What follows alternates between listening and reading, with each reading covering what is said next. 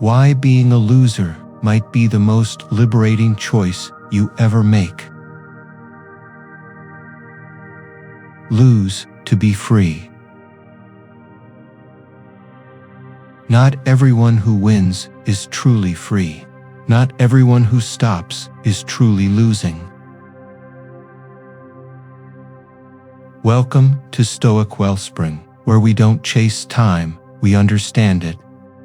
Where we stop measuring life in milestones and start measuring it in meaning.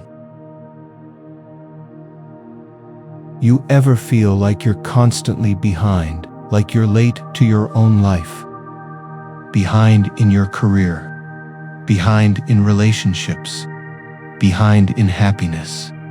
As if everyone else got the memo, and you're the only one still figuring things out. But here's the question Stoicism forces us to ask.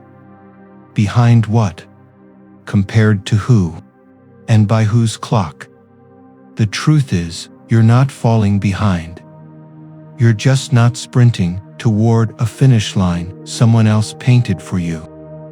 And in this episode, we'll unpack that pressure to perform, to compete, to catch up, and how letting go of the race might be the first real step toward peace. Let's begin. 1. The quiet panic of falling behind.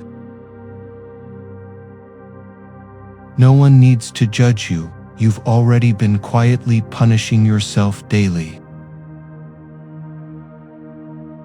It starts with something subtle. You open your phone and scroll, and within seconds, you're drowning. Promotions, engagements, new homes, perfect bodies, people your age or younger announcing milestones you haven't even approached. And suddenly, the question creeps in. What's wrong with me? You try to shake it off, but the panic lingers, not loud, but persistent. It says, you're falling behind. So you speed up. You force yourself to hustle harder, sleep less, do more. You say yes to jobs you hate, relationships that drain you, plans that numb you. Why? Because something inside whispers that you're losing the race, and no one wants to lose. But what if there is no race? 2. The myth of the linear life. You're not slow, you're just not following someone else's timeline. We're raised to believe life moves in straight lines. Go to school, get a degree, get a job, get married, have kids, buy a house, retire with dignity. The timeline of success is marketed like a universal template. Plug yourself in and you'll be happy. But no one tells you that this script was written by people who never met you. Seneca warned, if one does not know to which port one is sailing, no wind is favorable. So we drift, not because we're lazy or lost, but because we're moving by borrowed maps. And the real tragedy isn't that you're behind. It's that you might arrive exactly where you were told to go and realize you don't want to be there. What Stoicism offers isn't a faster way forward. It's permission to stop, look around, and ask, is this even my direction? 3. Life doesn't have one pace. There's no correct pace, only the pace that's correct for you. Look at nature. No tree rushes to grow. No river questions its curves. No season apologizes for arriving late. Why then should you? Marcus Aurelius wrote, "What's in your control is how you carry yourself, not how fast you arrive or what others applaud. Let the world race. Let others hurry. Your job is not to catch up. Your job is to wake up. To remember that every path is unique. Every pace is sacred. And sometimes, the most powerful thing you can do is stand still and not panic. 4. Comparison is the thief of stillness. Comparison won't make you better. It only takes you further from yourself. The moment you measure your life by someone else's timeline, you lose touch with your own. That quiet sense of inner rhythm, gone. That voice that once told you, "This matters to me," silenced. Replaced by a loop. "I should be further by now. I should have more. I should be like them." But Epictetus reminds us, it is not things themselves that disturb us, but our judgments about them. And what could be more judgmental than modern comparison? It's no longer just your neighbors you compare to. It's the world, 24/7, on every screen, every scroll. You see their best days, their brightest angles, their filtered joy, and call it reality. And so, naturally, you feel behind. But here's the Stoic truth. You're not falling behind. You're being poisoned by illusions. 5. The courage to slow down. Slowing down isn't falling behind. It's a conscious act in a panicked world. In a world obsessed with speed, slowing down is an act of rebellion. It's easy to sprint blindly. It takes courage to stop and ask, "Why am I even running?" Let others count their steps, measure their success, broadcast their highlights. You, be still. Be deliberate. Be the one who pauses, questions, reflects. Marcus Aurelius put it best. If you are distressed by anything external, the pain is not due to the thing itself, but to your estimate of it. To live slowly, intentionally, with inner direction, that's not being behind. That's being free. 6. Alignment over appearance. Maybe you're not unsuccessful.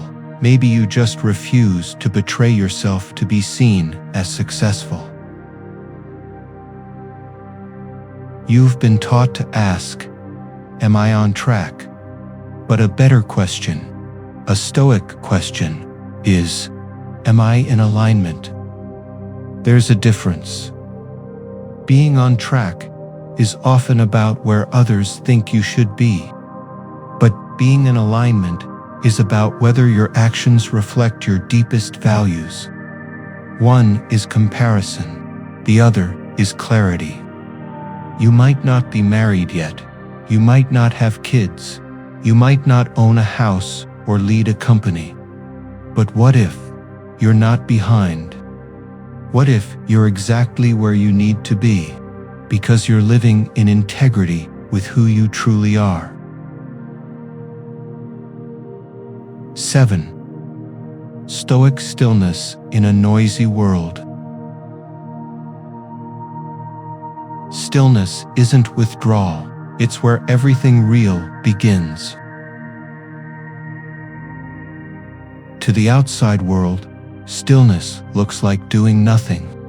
But to the Stoic, stillness is where everything real begins. Stillness is where you stop performing, where you stop reacting, where you start living, not to impress, but to express, not to prove, but to embody. Stillness is where Epictetus found freedom, where Marcus found clarity, where Seneca wrote from silence, not applause. And in your stillness, you too will remember. You're not here to catch up. You're here to wake up to what truly matters. 8. Choosing depth over pace. You don't need to move faster. You need to move truer and deeper. Anyone can move fast, but not everyone moves with depth. You can climb the ladder quickly, only to realize it's leaning against the wrong wall. You can collect accolades, followers, paychecks, and still feel hollow inside. That's because fulfillment isn't in the speed of your progress. It's in the alignment between your actions and your essence. The Stoics didn't rush. They observed. They contemplated. They lived as if each day was a life in miniature. And so must we. Choose depth over pace.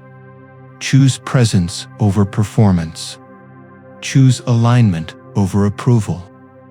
Because when the race ends, and it will, what will matter most is not how far you went, but how truly you lived.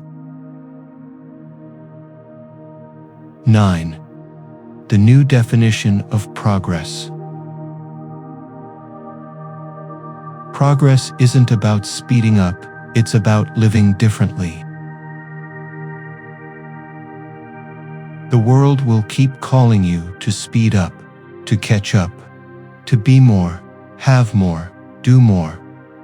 But what if you changed the metric? What if progress meant being calm where you used to be anxious, responding with grace where you once reacted with rage, choosing solitude over noise, saying no without guilt, trusting your timing without explanation? This is the Stoic version of winning, not a trophy, not a title, but a life lived deliberately, free from panic and full of purpose. 10. Stillness is a skill. Stillness isn't natural, it's a muscle that must be trained. In a culture that glorifies hustle, stillness looks lazy, but it's not. Stillness is focus. Stillness is discipline.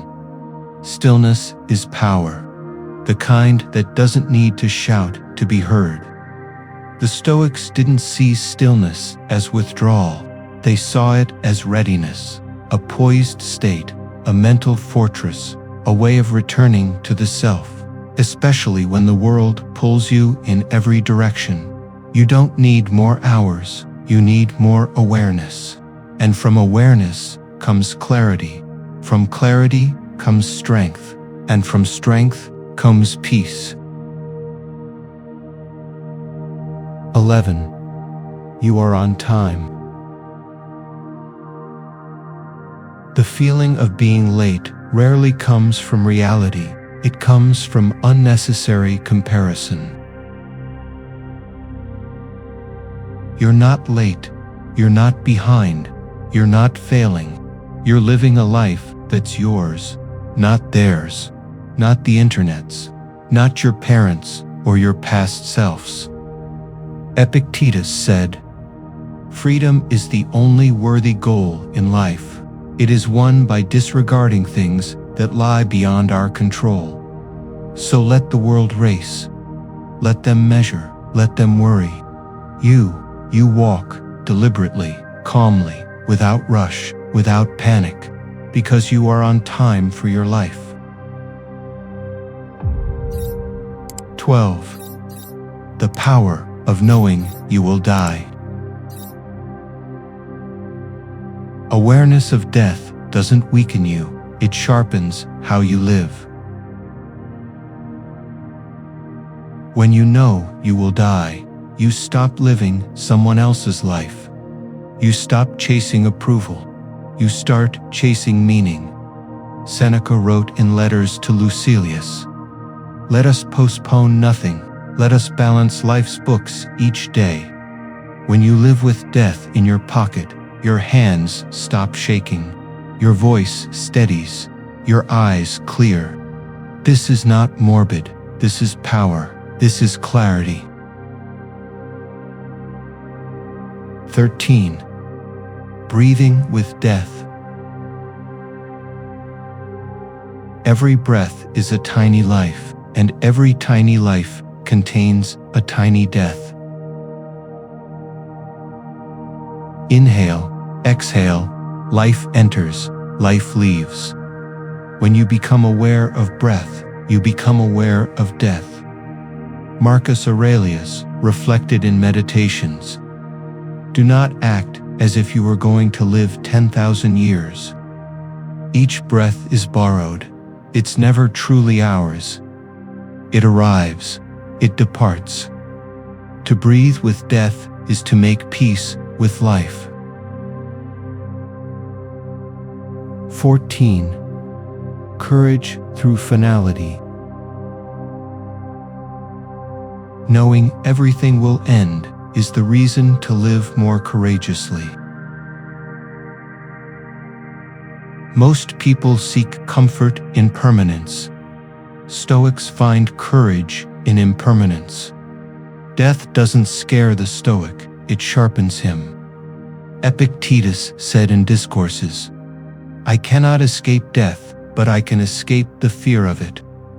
When the end is certain, hesitation becomes absurd. You act not because you'll succeed, but because time demands action. 15. The freedom of no longer chasing. You don't need to catch up to anyone. When you stop chasing, you start truly living. There's a moment when you stop running, not because you're tired, but because you finally realize there's nothing ahead worth chasing. You see the race for what it is, a trap, a loop, a treadmill of proving. And the moment you step off is the moment you finally step into your own life, your own pace, your own values. You don't owe anyone speed. You owe yourself stillness. You don't owe anyone explanation. You owe yourself liberation. 16. Redefining what it means to win. Winning is no longer about beating others, it's about rising above your own chaos. What if being a loser by society's terms is actually the first step toward being free? Free from pretending, free from pleasing, free from becoming who you're not. The Stoic doesn't seek trophies, they seek truth. Not applause, but alignment. Not speed, but substance. And that is a kind of victory no one can see, but only you can feel. Are you willing to be free? Freedom is not a reward, it's a choice, and sometimes it's a lonely one. Stop for a moment. Let go of every title you're chasing, every image you're curating, every timeline you feel trapped inside. Ask yourself, without all of that, who are you?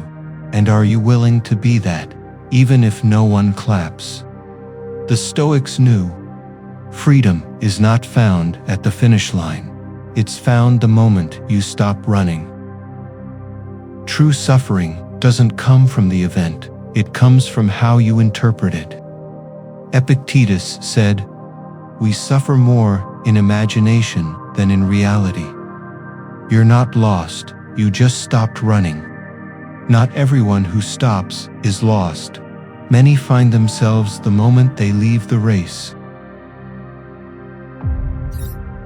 Thank you for spending this moment with Stoic-Wellspring. If today you feel behind, you're not. You're exactly on time for your own awakening. Let them run. Let them chase. You be still. You be true. You be free. Be well. Be still. Be free.